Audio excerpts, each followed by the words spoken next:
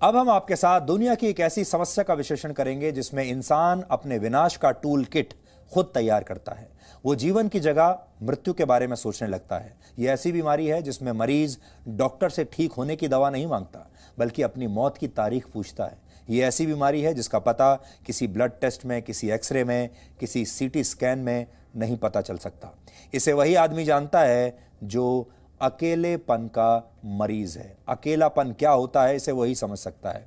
यह अकेलापन अवसाद की ओर बढ़ता है और डिप्रेशन की ओर बढ़ता है और फिर आत्महत्या पर जाकर खत्म होता है, या फिर पूरे जीवन भर अपनी मृत्यु तक आप हमेशा परेशान रहते हैं, डिप्रेस्ड रहते हैं और आपको कभी कुछ अच्छा नहीं लगता। विश्व स्वास्थ्य संगठन के मुताबिक दुनिया भर में युवाओं की मौत की तीसरी सबसे बड़ी वजह आत्महत्या है और इसका सबसे बड़ा कारण है अकेलापन।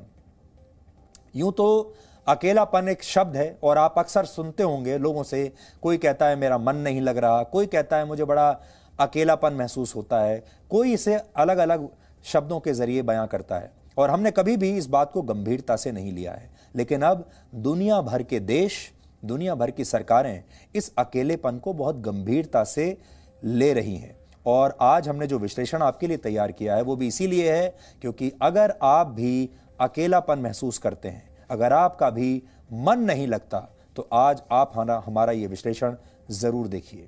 इस समस्या से अपने नागरिकों को बचाने के लिए जापान ने एक अलग मंत्रालय की शुरुआत कर दी है और इसका नाम है मिनिस्ट्री ऑफ लोनलीनेस, या कहिए कि अकेलेपन का मंत्रालय। यूं तो जापान के लोग पूरी दुनिया में काम के प्रति अपनी ईमानदारी और मेहनत के लिए प्रसिद्ध हैं, लेकिन उनके समाज को अंदर ही अंदर अकेलापन कैसे खोखला कर रहा है ये शायद किसी को नहीं पता था। जापान की जनसंख्या 12.5 करोड़ है। इसमें करीब 63 लाख बुजुर्ग हैं और 6 करोड़ से ज्यादा युवा हैं, यानी कुल जनसंख्या का 5% बुजुर्ग हैं और 50% युवा हैं। ये बुजुर्ग ही जापान की सबसे बड़ी चिंता है क्योंकि इनके पास कोई ऐसा नहीं होता जो अकेलेपन से लड़ने में इनकी मदद करे। हालात इतने खराब हैं कि लोग अपने घरों में रोबोट डॉग्स और रोबोट फ्रेंड्स रखते हैं और उनसे बातचीत करते हैं। सोचिए, ऐसी समस्या आ गई है कि लोगों को अपने घर में बात करने के लिए भी कोई नहीं मिलता और इसीलिए रोबोट से लोग बात कर रहे हैं। ढूंढते हैं वो लोगों को कि कोई उनके साथ कुछ देर के लिए बात कर ले। यहां तक आ गई है ये समस्या। जापान में वर्ष 2020 में, यानी पिछले साल, जब आत्महत्या के आंकड़े आए तो वहां की सरकार चिंता में पड़ गई। 2019 की अपेक्षा आत्महत्या के मामले करीब 4% बढ़ गए थे। 2019 में 20,169 लोगों ने सुसाइड किया था, जबकि वर्ष 2019 में 20,169 ने किया था और अगले ही साल 2020 में 20,919 लोगों ने आत्महत्या की, यानी 750 केस बढ़ गए। हर 1 लाख नागरिकों में से 16 नागरिक आत्महत्या कर रहे थे। जब जांच की गई तो पता चला कि इसकी सबसे बड़ी वजह अकेलापन है, जिस अकेलेपन को हम कभी गंभीरता से लेते ही नहीं। तब जापान की सरकार ने एक अलग मंत्रालय बनाने का फैसला किया और यही मंत्रालय है लोनलीनेस मिनिस्ट्री। यह मंत्रालय जापान में अकेलेपन की समस्या को दूर करने के लिए काम करेगा और ये देश के स्कूल, क्लब्स, कॉलेज और मंत्रालयों के साथ मिलकर अकेलेपन के लक्षणों की पहचान करेगा और फिर उन्हें दूर करने की योजना बनाई जाएगी। ये सब सुनने के बाद आप शायद सोच रहे होंगे कि अकेलेपन की पहचान कैसे करें, तो इसमें आज हम आपकी कुछ मदद करना चाहते हैं। अकेलेपन से पीड़ित व्यक्ति को लगता है कि कोई उसके साथ नहीं है, वो अकेला है, और ऐसे लोग वो होते हैं जो भीड़ में रहते हैं फिर भी अकेला महसूस करते हैं। उनके पास परिवार है फिर भी अकेला महसूस करते हैं, उनके पास सब कुछ है फिर भी उन्हें लगता है वो अकेले हैं, और कई लोग वाकई अकेले होते भी हैं।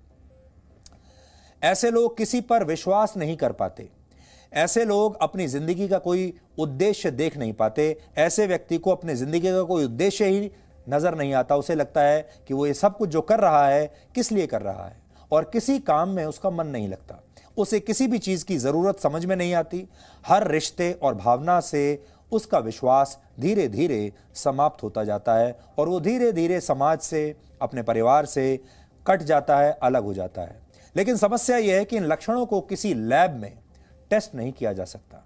कोई डॉक्टर आपकी नब्ज पकड़कर इसके बारे में आपको बता नहीं सकता।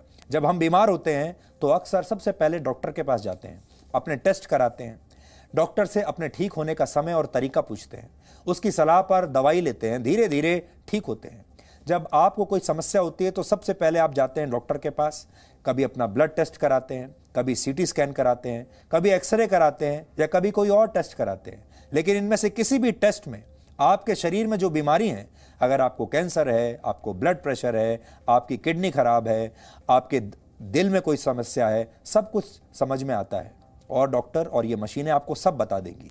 लेकिन अगर आपको अकेलेपन का एहसास होता है, अगर आप डिप्रेशन में हैं, तो इनमें से कोई भी मशीन, कोई भी टेक्नोलॉजी ये नहीं बता पाएगी। ये सारी टेक्नोलॉजी फेल हो जाती हैं। कोई ब्लड टेस्ट ये नहीं बता सकता कि आपके खून में अकेलापन मिला हुआ है।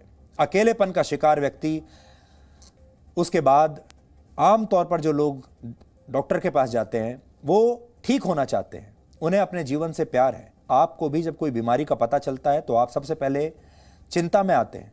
आपको लगता है कि आपको ठीक होना है। आप डॉक्टर से पूछते हैं, डॉक्टर साहब मैं ठीक तो हो जाऊंगा?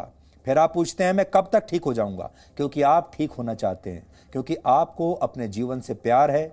आप अपने जीवन में वो सारी चीजें करना चाहते हैं जिनसे आपको खुशी मिलती है। इसीलिए आप डॉक्टर के बताई गई सारी दवाइयां लेते हैं और जो भी वो आपसे कहता है करने के लिए आप सब कुछ करते हैं, क्योंकि आप जीना चाहते हैं।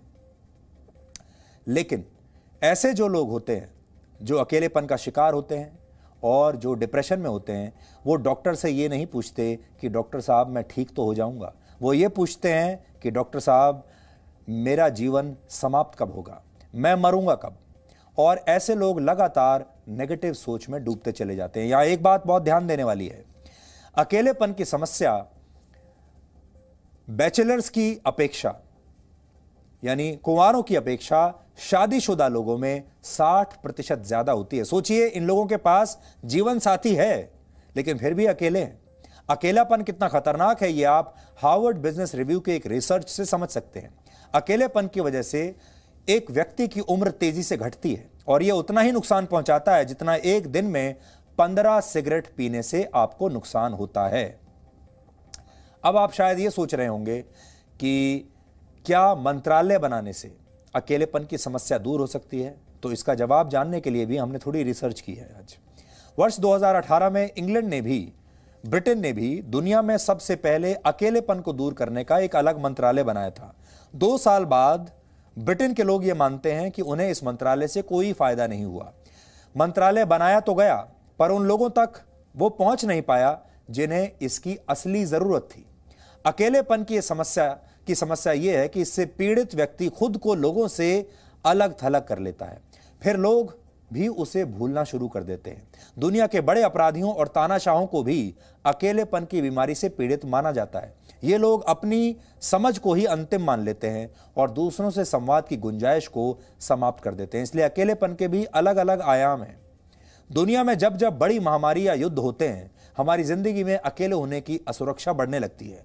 कोरोना काल जो था पीछे 2020 का और अब तक, कोरोना के दौरान भी हम सब ने इस भावना को महसूस किया। आपने भी इसे महसूस किया होगा कि अचानक लॉकडाउन के दौरान जब आप किसी से मिल नहीं सकते थे और आप अपने घर में लगातार बंद थे, आपको अपना भविष्य असुरक्षित दिखाई दे रहा था, कुछ पता नहीं था आगे क्या होगा, तब आपके व्यवहार में कई तरह के बदलाव आने शुरू हो गए थे। गुस्सा, निराशा और घुटन बढ़ गई थी। सोचिए, अगर यही भावना वक्त के साथ साथ खत्म ना हो तो हम सब अकेलेपन के अंधेरे में जाकर खो सकते हैं। पर यहां एक बात गौर करने की है कि अकेलेपन और एकांत में भी बहुत फर्क है। ये दो अलग अलग चीजें हैं। एक है अकेलापन और दूसरा है एकांत। अकेलापन मन के अंदर की वो अवस्था है जो मानसिक बीमारी है, जबकि एकांत व्यक्ति का आध्यात्मिक विकास है।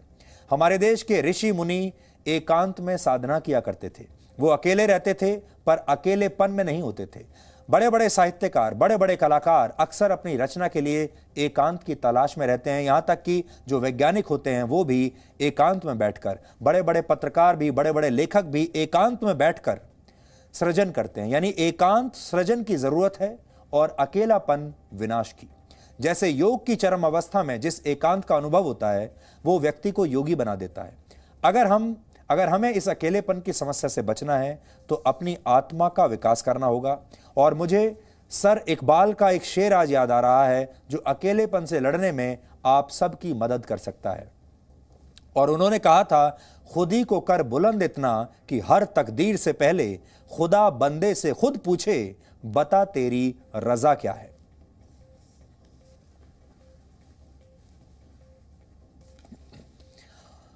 और आप तो जानते हैं, अकेलापन असल में हमारे देश के जो बड़े बड़े शायर हैं उनका भी, दुनिया भर में जो शायर रहे हैं, जो ऑथर्स रहे हैं, लेखक रहे हैं, अकेलापन या एकांत आप समझ लीजिए, ये उनका भी एक फेवरेट विषय रहा है।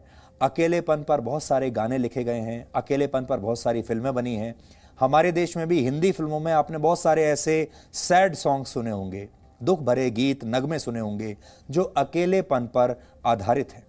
और कई बार जब व्यक्ति अकेला होता है तो ज़्यादा क्रिएटिव भी हो जाता है, ज़्यादा सृजन की क्षमता भी उसके अंदर आ जाती है। लेकिन आप सबको हम ये आगाह करना चाहते हैं कि अकेलापन एक ज़रूरत से ज़्यादा ठीक नहीं है। और आपको अगर इस तरह की कोई भावना आती है, अगर आपको ऐसा लगता है कि आप भी अकेले हैं, तो इसे इग्नोर मत कीजिए, इसे गंभीरता से लीजिए। सबसे पहले आपको अपने आप से खुद संवाद करना चाहिए। उसके बाद अपनी इस मनोस्थिति के बारे में आपका जो भी सबसे करीबी व्यक्ति हो, आपका कोई दोस्त होगा, परिवार का सदस्य होगा, या जिस पर भी आप विश्वास करते हैं, उसे सबसे पहले अपनी इन भावनाओं के बारे में बताइए। और अगर वहाँ से भी आपको कोई राहत नहीं मिलती तो फिर आपको किसी मनोवैज्ञानिक को या किसी डॉक्टर को ज़रूर दिखाना चाहिए, उससे बात करनी चाहिए और फिर अपना इलाज आपको कराना चाहिए। ये एक बहुत बड़ी समस्या है। अब आप सोचिए, अगर दुनिया भर के बड़े बड़े देश भी इसके बारे में अलग मंत्रालय बना रहे हैं, अगर सरकारें इसको लेकर चिंतित हैं, तो आपको भी इसे गंभीरता से लेना चाहिए, आपको भी इसके बारे में चिंतित हो जाना चाहिए। और अगर आपके आसपास भी, आपके परिवार में, आपके दोस्तों के बीच, आपके दफ्तर में कोई ऐसा व्यक्ति है जिसको आपको ऐसा लगता है कि ये अकेलेपन का शिकार है, तो उसकी मदद ज़रूर आप कीजिए।